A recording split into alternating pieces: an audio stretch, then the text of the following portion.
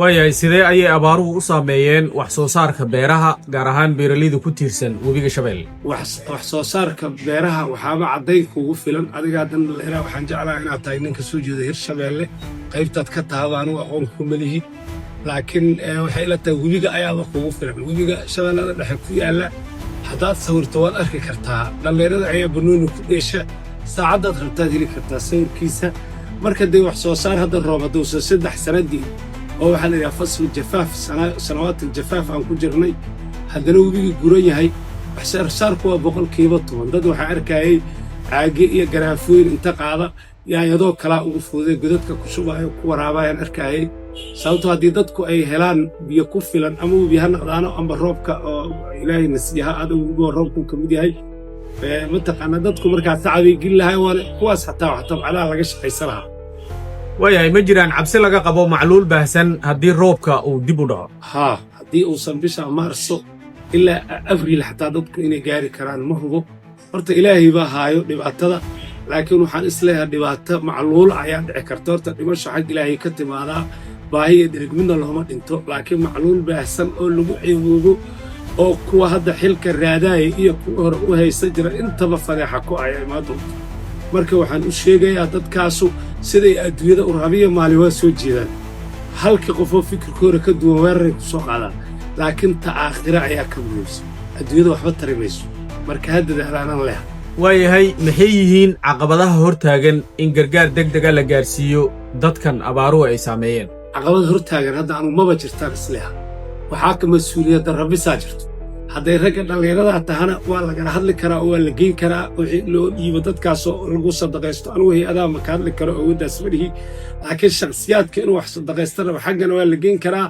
halkaana waa lagu qaybin karaa sababto dad intaba u furan tahaa jiro oo shacabka ka mid aha loo diri karaa hawshaas waayahay xildhibaanada ka soo jeedo gobolladan maxay weli u qaadi la'yihiin olole gurmad oo midaysan wallaahi dee haddaan idhaahdo kamaba warqabaan dembiyay igu tahay sababto waa shakhsi mas-uuliyiina laakiin waxaa ila tahay garashadii ayaa qaarkood inta badan ka maqan maayo qaarkood xataa waxaan ognahay inay ganacsato magac dalka kula yihiin marka xataa ilaa hadda annagu ma hayno ganacsada xildhibaanada mudulooda waxaan u malayahaa ragga metelo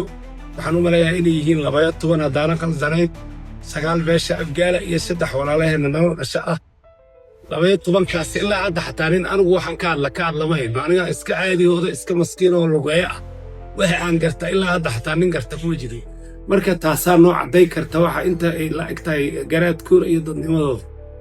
waayahay maxaa diidaya xildhibaanadaas miisaaniyadda ay helaan in qayb ay uga talagaleen ama ay ugu talagalaan ka jawaabista musiibooyinka dabiiciga war waxaa igu maqaalaa xildhibaanadu inay qaataan 5,000 ama 3,000 hadda ma caddayn karo hadday xataa xildhibaan kastoo ka mid ihi oo Soomaaliyeed waa 270 lagu diray 50 aan filaya hadday min $50 iska jaraan xataa dadka boqolkii 40 ay baahidooda dabooli lahayd laakiin dee damiirkii dadnimo maqanaan leh waayahay ganacsatada waaweyn ee ka soo jeeda beesha mudulood maxay uga aamusan yihiin xaaladdan bini'aadanimo maya waa iska nimankaas inay wax aruuriyaan ay caqligooda leedahay u maleeyahay inay wax bixiyaan garaadkooda ma gaarsinay la tahay waayahay ma jirtaa isku duubni la'aan ka dhex jirta madaxda iyo ganacsatada beesha marka aad fiiriso xaaladda guud maya wax dhibaho wax weyn ma jiraan hal saameyn waa ogahay sababtoo nabadoonada beesha waxaa loo fiiriyaa aniga warkayga maqli kara maaya dadkiisa wax tari kara looma fiiriyo marka xilgudasho la'aan meelaha gudahooda waa jirtaa oo shakhsiyaadka hormuud looga dhiga aysan uma qalbin mas-uuliyadda loo dhiibay marka way jirtaa taas laakiin khilaaf weyn oo mudulood ka dhexeeyo anigu aan ogahay oo maanta inay dadkooda u gargaaraan hor istaagi kara ma jiro dagaal ma jiro wax khilaaf weyni ma jiro nabadoon siyaasi la yidhaaho sanadahan dambeeye nagu batay oo la yidhaahdo yo aniga ii dhega nugul oo xataa isaguba dantiisii aan ka hadli karin oo dantiisii xataa gebay ayaa ku badan muduloodoo dhanayna ka simantaa maanta qolo gooriyoo lagu eeda ma jirto dhibaatadaasaa jirta maana wax khilaaf weynoo hadda cidda kala jara ma jiro maya meelaha qaar ma tigi karaan oo waa ognahay xaaladaha dalka ka jiro dalku 2 meel ayuu u qaybsan yahay oo qolan ragga dhalinyarada ay hoos tagtaa qaybna waxay hoos tagtaa dowladdan federaalka oo hadda dalka ka talisa qaybtaas ka talisa marka taas amniga intuu u diida maahane xitaa inta amnigu u ogol yahay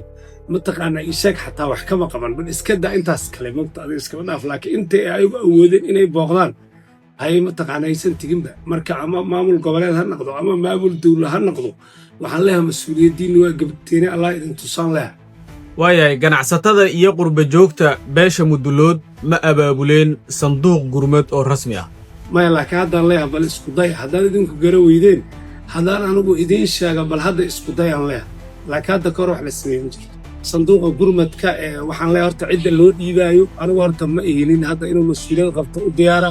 laakiin idinku intaad doorataan sanduuqi fura si ofishaalana u fura cid kastana wixii awooday ay ka qayb qaadan doontaa anigu awoodaydan ka qayb shaqsi kasta ila mid ah laakiin ma diyaar u mahay inaan tala ka bixiyo sida loo dhiibaayo iyo qof ibla lagu shubaa sababtoo taas waxay dadka qaar ii fahmi karaan inaan ugu dana gaaran leeyahay anigu maanta waxaan ahay 63 jir hadda wixii ka dambeeya waxaan rabaa si volunteer inaan islaamka u shaqeeyo ma diyaar u meelan danteyda ka shaqeeyo ama aan dan xisbi ama dan shakhsi ka shaqeeyo waayahay maxay tahay sababta aan loo arkin olole wacyigelin iyo taakulayn ah oo ka imaanaya madaxda beesha waa dhaliil guud oo culummadu ay leedahay xildhibaanadu ay leeyihiin odayaasha hadda dhaqanka lagu magacaabana ay leeyihiin waaye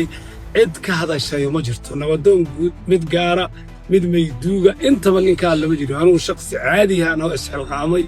cid aan mas'uulka oo shaqada ii dirsan tara ma jirto aan u ahay waayahay ma la isdhihi karaa waxaa jira cadaadis dadkaasi ka hortaagan inay sameeyaan wacyigelin iyo taakulayn maya ma jirin sababtoo anigu hadda shakhsi caadi ahna haddaan ku talagalo maanta dhaqaale waan aruuri karaa cid iga celin kartana ma jirto iyaguna waaba iga baawar badan yihiin hadday culummada yihiin iyo hadday nabadoonnada yihiinba marka waa taas waxa waaye waa sheeko ma jirto waxaas wax oo ka hortaagan ama wax raysin looga dhigi kara ma jirto oo mabarir u bannayahay waayahay haddii maanta tallaabo degdega la qaadi waayo yaa qaadaya mas'uuliyadda khasaaraha ka dhasha abaarahan mas'uuliyadda waxaa qaadaya mataqaanaa kow horta waxaa qaadaya madaxweynaha jamhuuriyadda federaalka Soomaaliya qaadaya markii dalka isaga mas'uulka ah number 2 waxaa qaadaya wasiirada iyo xildhibaanada number 3 waxaa qaadaya odayaasha qabaa'ilka Mudulood waxay leeyihiin golayaal sare leeyihiin golayaal culumay leeyihiin waxaa qaadaya odayaasha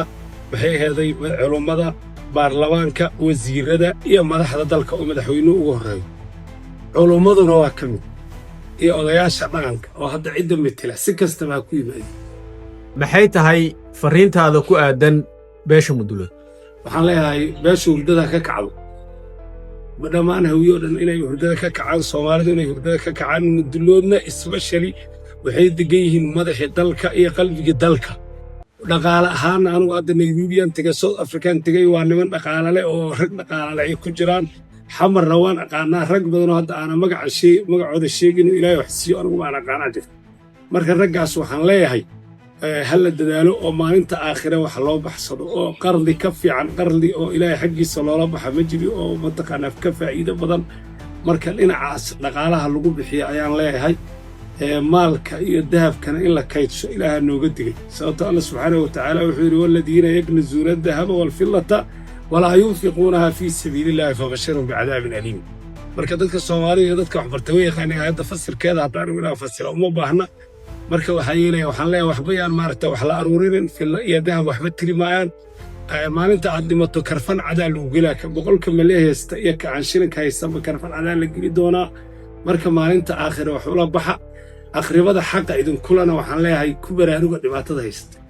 waayahay maxay tahay fariinta aad u dirayso dawladda federaalka dawlad goboleedyada iyo bulshada Soomaaliyeed dhammaantoodba waxaan leeyahay gurmad degdeg ah loo baahan yahay halka aad siyaasadda ku mashquulshantiin siyaasaddu waxa waaye mataqaanaa ishaag waxa waaye wax qiimo ma leh wax adduunyo ka waa wax biri laga bixi doono waay ragga xilalka haayana waa rag anoo kala oo cumri qaalibkooda joogo 60ka ka gudbay marka xilligan hadda kadib ay marka siyaasadda saad ugu soo jeedin oo habiyo maalin magaalada aad joogtiin ninka soo gala aad ogtihiin waxaan leeyahay faacil khayr kale ugu soo jeeda oo wax qabta ninka dhalinyarada oo leeyahay liibaan shulqna mar labaadan ku soo Ilaahay ku dayda waa nin dhalinyara waxaa laga yaabaa maanta hadda xilka uu raadaa inay kuwa badan oo lacagtoodii boorso ugu jirta inay ku haystaan marka waxaan leeyahay ragga ha lagu daydo ninka dhalinyarada aad u mahadsantahay wassalaamu calaykum shukran baasiis guud ahaan saaxiibayaal waraysigeennii gaarka ahaa ee aynu la yeelanay afayeenka beesha Mudulood intaa ayaan ku soo koobaynaa intaan mar kale kulmi doonno nabadgelyo.